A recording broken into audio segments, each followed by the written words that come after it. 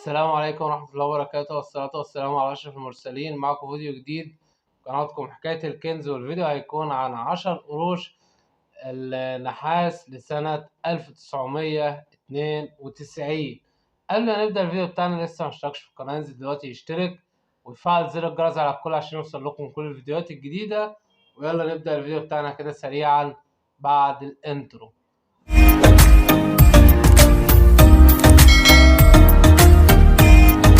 ورجعنا لكم تاني ومعانا 10 قروش لسنة 1992. ناس كتير جدا سألتني عن ال10 قروش ديت وبتبعت لي صورها وتقول لي ديت أسعارها كام ومطلوب فيها مبالغ كبيرة. مبدئيا تاريخ 1992 ده مش مطلوب نهائي. طيب ليه مش مطلوب؟ لأن موجود منه كمية كبيرة جدا ومتوفرة في كل الأسواق. طيب التاريخ المطلوب ونادر جدا بتكون نفس شكل العملة،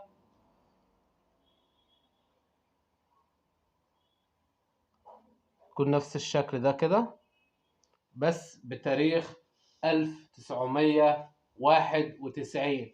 طيب ليه 1991؟ لأن ده تاريخ خطأ سك. تاريخ 1991 تم إصدار منه كمية قليلة جدا وتم سحبها من الأسواق. باقي كمية قليلة برضو اللي هي ايه، مثلا مع حد محتفظ بيها، ديت أسعارها غالية جدا. لكن تاريخ 92 مش مطلوب نهائي، اللي هو التاريخ ده. التاريخ ده متوفر كتير جدا ومش مطلوب خالص. اللي مطلوبة بتكون نفس الشكل كده بس تاريخ 1991.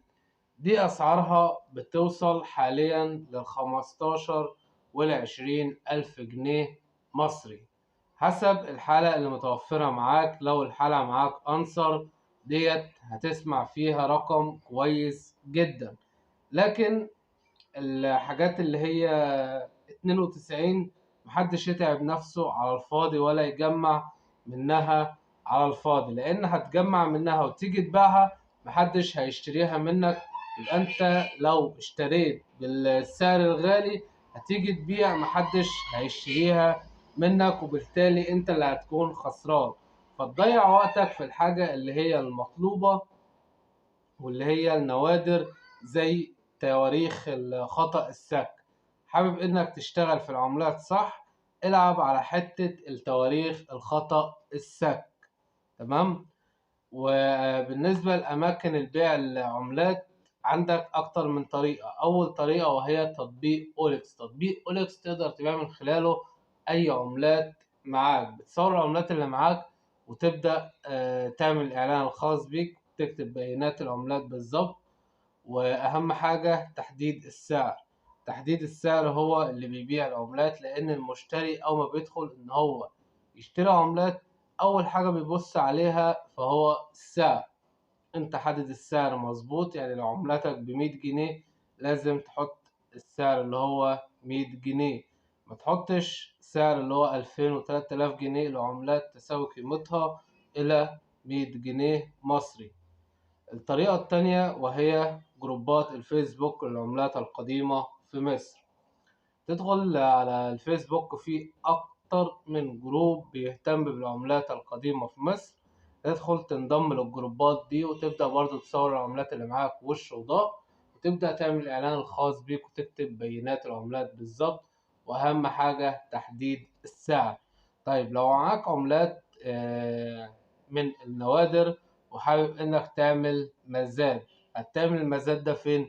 الحالة ديت المزاد بيكون على جروبات الفيسبوك العملات القديمة في مصر. تدخل برضو تصور العملات اللي معاك وش وظهر. لو العملات اللي معاك نوادر اللي هي سعرها يتجاوز 10,000 جنيه مصري، تدخل تعمل المزاد بتصور العملات اللي معاك وش وظهر، وتبدأ تعمل المزاد الخاص بيك وتخلي المزاد مثلا تبدأ المزاد ب5000 جنيه أو 7000 جنيه، ديت براحتك خالص، وتخلي المزاد متاح لمدة 48 ساعة عشان كل أعضاء الجروب يقدروا إن هما يشاركوا في المزاد بتاعك. لكن في ناس بتقفل المزاد بعد 24 ساعة، وده مش بيكون كويس خالص، لأن ناس كتير جدا مبتكونش لسه شافت الإعلان بتاعك ولا شاركت في المزاد بتاعك. لكن 48 ساعة وقت كافي جدا إن كل الأعضاء تشارك في المزاد وتشوف الإعلان بتاعك، وبكده يبقى أنت بعت العملات اللي معاك سواء كانت نوادر أو غير نوادر. وزي ما قلنا ال10 قروش اللي هي النحاس لسنة 1992 ملهاش أي قيمة حاليا، لكن اللي ليها قيمة ونفس الشكل وهي نحاس برضو بس بتاريخ 1991، وده سعرها كويس جدا، بيتجاوز يفوق ال10 وال15 ألف جنيه مصري، وحسب الحالة المتوفرة معاك هو ده اللي هيتم البيع عليها. الحالة يا جماعة بتكون يعني نسبة 90% من بيع العملات، أهم حاجة الحالة. ياريت اللي استفاد من الفيديو ما ينساش يعملنا بلايك، سبسكرايب، تفعيل زر الجرس على الكل عشان يوصلكم كل الفيديوهات الجديدة. والسلام عليكم ورحمة الله.